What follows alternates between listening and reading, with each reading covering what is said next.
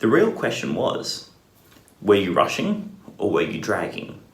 Or are you going to be on my time? And if you don't get that reference, watch Whiplash. Good movie.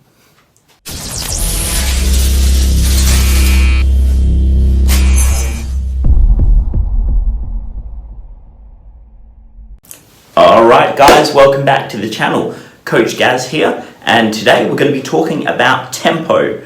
If you didn't understand that reference, it is from a movie called Whiplash. Excellent movie, J.K. Simmons, Miles Teller. Phenomenal movie. That has to do with music. Today we're talking about tempo in terms of exercise. Alright, so tempo. Basically this is the speed at which you perform an exercise. Now, with this, it's usually written, let's say you're doing an exercise, let's say it's chest press. Or chest press at tempo. And tempo is made up of 1, 2, 3, 4 components. Now, usually with this, it's going to mean that you're going to start at either this number or this number. Let's break it down into what these components actually are.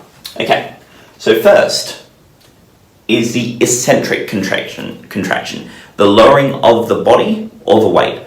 So let's just say in terms of a squat, the eccentric contraction is when you go down, your body and the weight moves downward.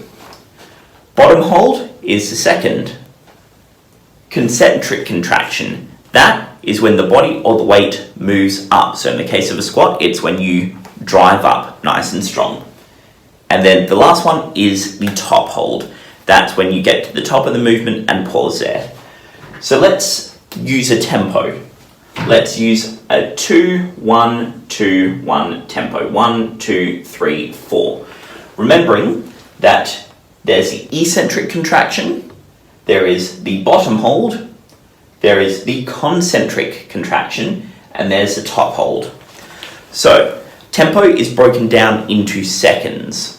So with each of these ones, we're going to have a 2-second eccentric contraction. We're going to have a 1-second bottom hold. We're going to have a 2-second concentric contraction and a 1-second top hold.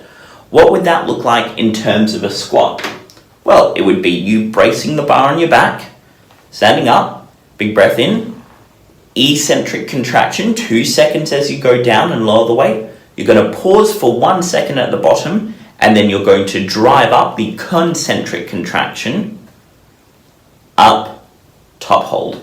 2, 1, 2, 1. Now, tempo, it's a little bit more complicated as you get to more advanced training. However, for most people, 2, 1, 2, 1 tempo tends to work quite well. Now, I mentioned that you're going to start at either this point or this point.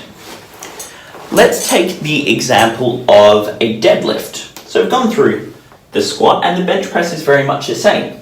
You start with your arms up, weight brace at the top, and you lower the weight, eccentric contraction. You then will pause at the bottom, and then you drive up, concentric contraction, and then you have your top hold. For a deadlift, it works a little bit differently, because you might notice when you do a deadlift, you start at the bottom and you pull up, you drive up, concentric contraction. All of your exercises will either start on 1 or 3.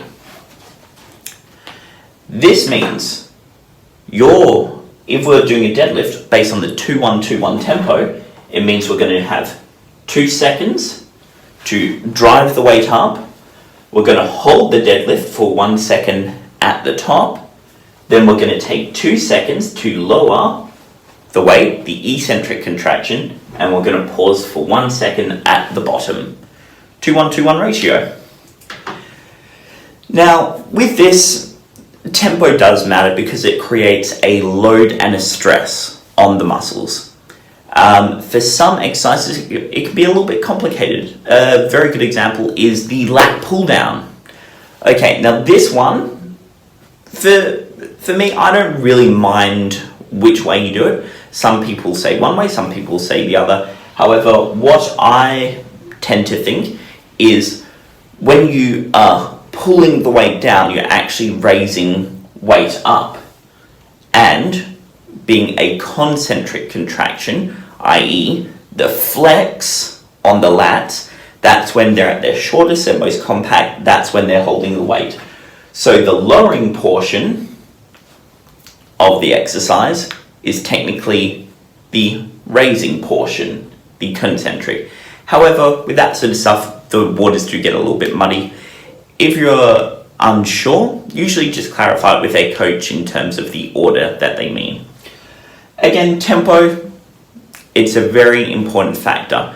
Basically, if you're trying to create muscular endurance, or you're trying to create muscular power, or you're simply trying to put on muscle, you can't just go around bouncing the weight.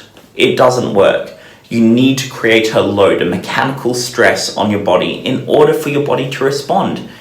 If the stimulus is that you're just chucking weight around being an ego lifter, that's not helping anyone. It's not helping you, it's not helping anyone else, and you look like a bit of an idiot doing it like that. If your goal, particularly for the younger guys out there, if your goal is muscular gain, don't bounce the weight around. You'll get a lot more gains, you'll put a lot more stress on your muscles, and believe it or not, your workouts will get done a lot quicker if you slow down the movement. Too many people will get underneath the bench press and they'll just keep rapping out. They bounce the bar off their chest, they sort of lock out their elbows and they're just wiggling all about the place. Create a nice, strong mechanical load on the muscles. It's going to work a lot better for you, as well as give you better gains. It also negates the risk of injury, because if you're not controlling that weight, it's in control of you. No one wants an injury. It just slows down progress. Alright guys, I hope that's clarified a little bit on tempo. If you have any questions, feel free to drop them in the comments down below. Remember to like, share, comment, subscribe. Check out the Instagram page at team_GTrain or at Garian_EvansPT. Remember to share the love, tag me in your stories and I'll share them around on Instagram. Until next time, GTrain